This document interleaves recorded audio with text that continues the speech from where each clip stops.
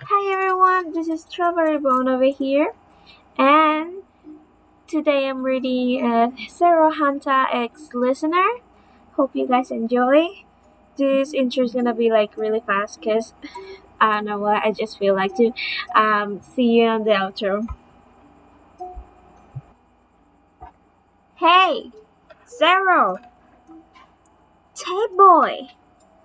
The black haired male had calmly been walking down the street, listening to his music, when he heard someone calling his name. At first, he thought it was the music. It so- it sometimes happens when you're listening to songs, your brain picks out notes and make it seem like someone is calling your name. But then he heard the name Tank Boy, and he took the headphones out of his ears and looked behind him, only to see one of his best friends, Kaminari Denki, spearing after him. The beaten song reflected of the boy's blonde hair, making the dark black zigzag in, in it much more prominent than usual. Zero! Oh god, I thought I spit a kidney out because of that run. And then I thought I have to throw it at you. The blonde chuckled. But Sarah just gave him a rather confused and amused look. Uh, what's wrong? Do you need anything? The revenant asked the blonde, who just shook his head, rolling his eyes bo- at the other boy's forgetfulness. We're supposed to be studying together today. You know, at your house? Thank you said, and Sarah immediately facepalmed. That's right. It was when Wednesday he forgot. Oh yeah, I completely flew out my head. Sorry, man. Kaminari shook his head, taking a deep breath as he slowly walked with Hanta. It's cool. Let's just get there and get started. I don't want to flunk another test, he grumbled, and Sarah chuckled, nodding to the house that nearing every sound, every second, that nearing every second. Ah, I fucked up that. Sorry. The two stopped in front, and Kaminari let out a low, impressed whistle. Damn, you didn't tell me you live in a big ass place, he said, turning to face the black haired boy. Hunter just chuckled, shaking his head. I don't. If you think this is. But he stopped talking, his eyes finding something in the window of the house across the street. The window was dark, but you could just make it out. It was a girl, and she was staring right at them. As soon as Sarah made eye contact, she seemed to panic and her face disappeared. Hey! Hey! Earth to Sarah! Kaminari exclaimed, waving his hand in front of the boy's eyes, yet got no reaction. Hanta didn't know the Kitari family had a child, less a daughter. He looked away and at Kaminari, the amused, worried look on the blonde's face finally getting to him. Jesus, dude, you totally spaced out. I think you need a drink, Denki said, and Sarah nodded abs- absently. Yeah, he muttered. as the boys began walking to the front door. As Kaminari opened it, Sarah couldn't help but look back at the window, but the girl wasn't nowhere to be seen.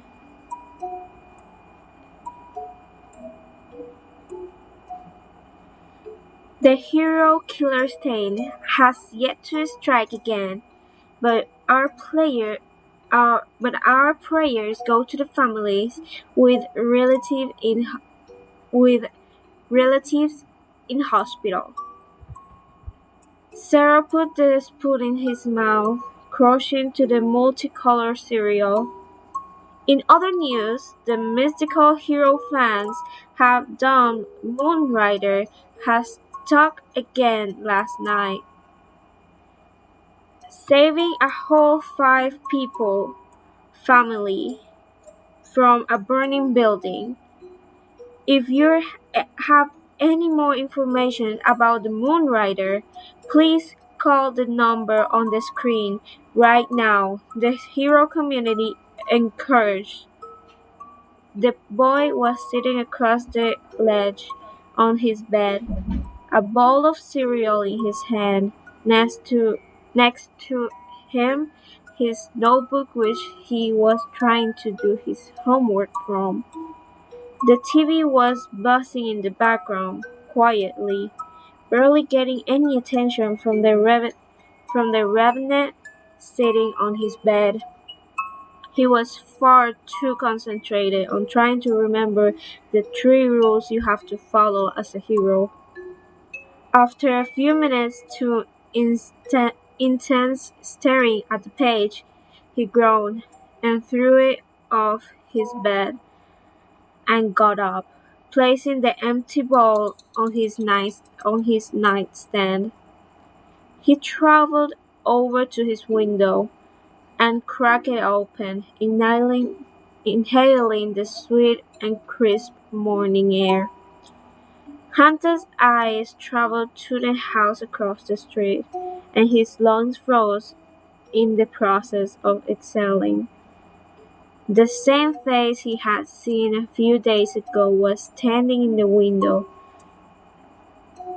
a confused yet interested expression on their face. They seemed to be looking at the kids playing at tag further up the road. They looked at Sarah's house for a second and went back down, only to come back up to Hanta's window in slight panic. The two looked at each other, their eye contact like a thousand words. Sarah had a small smile on his face, but the girl still looked at him with fear. After seconds, the black-haired boy lifted up his hand up, waving at the girl hesitantly. The sleeves of his roomy shirt pulling back and showing his elbows, which Sarah was surprisingly insecure about. The girl's fear changed into a far more quizzical emotion, her eyes looking at his elbows with interesting. Hunter smiled humorously and pointed to his elbows, to which the girl nodded, and he pulled up his arm, accidentally shooting a piece of tape out at her house. The girl fell backwards in surprise, and there was nothing to be seen in the other window, and Sarah's face was one of utmost horror, until the girl's face came back into view, her mouth open and eyes closed in merry laughter. Hanta was mesmerized in the way she smiled and laughed, and he smiled back at her sheepishly. Her eyes seemed to look for something out of view, and she picked it up. her tongue sticking out in the momentary concentration. The ravener looked at her curiously, craning his neck to try to see what she was doing, until she proceeded to pre- press the piece of paper she had in her hands against the glass, a happy and bright smile on her face. The girl had written something in large, bold writing, and Sarah squinted to try to read it. Hey, I'm Leanne. What's your name?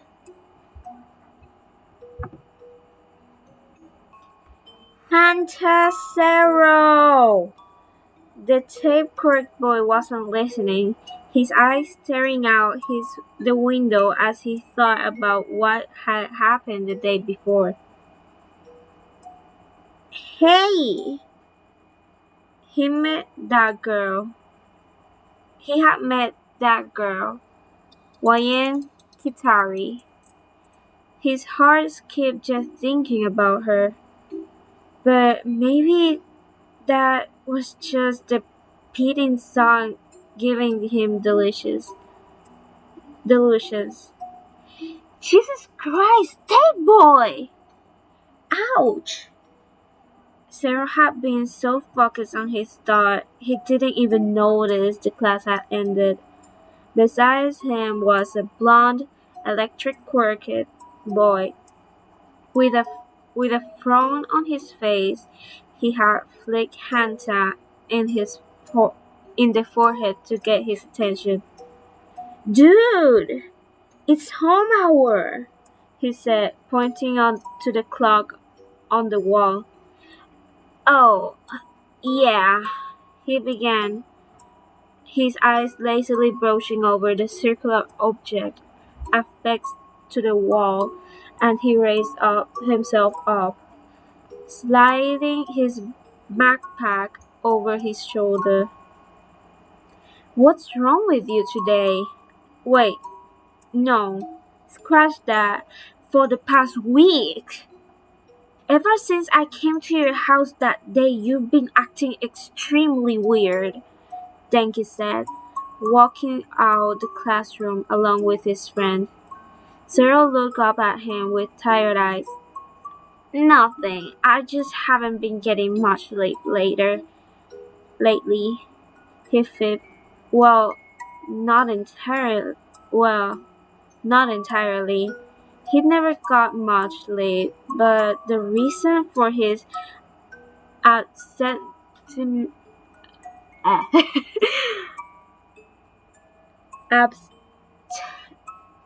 I don't know how to say that word. Uh, absent mindedness. I'm not repeating that. Was completely different. The blonde looked at him with squinty eyes, but nevertheless shrugged. Whatever, he said, sighing. 5 hours later, Hunter groaned as he failed to finish yet another level of his video game, a seriously annoyed expression on his face. Damn it! Why can't I? Why can't the Lunar Prince just die already? He exclaimed, falling backwards and smacking his back onto his bed, letting out a frustrated sigh. He put his fingers on the bridge of his nose, holding it tightly, and his eyes flickered to his window, where a certain girl was looking at him with amusement. The boy nearly fell off his bed. He'd been trying to talk to her all day, but she wouldn't answer. So he just assumed she wasn't home, but he didn't see anyone leave or enter the house. The revenant grinned and got up off his bed, heading over to his window. The hair-color-haired girl waved at him cheerfully. Thought her smile did seem like force. Sarah frowned slightly, taking out the whiteboard and pen he got especially for them to communicate. Hey, where have you been all day? He wrote, and held it up to her, to which the girl shook her head and waved her hands at him dubiously. It doesn't matter. Hunter nodded, looking slightly deflated.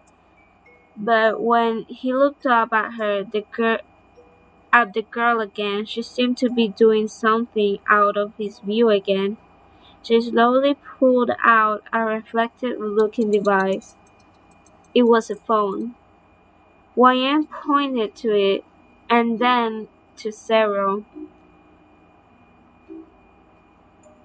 The boy began to feverishly scribe his number down, but made sure for it to be readable, and he held it up for the girl. She nodded and quickly wrote it down herself, giving him a happy thumbs up.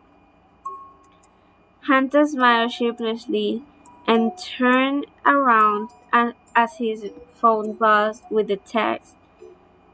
He picked it up, and a half grin flooded his face. Unknown number.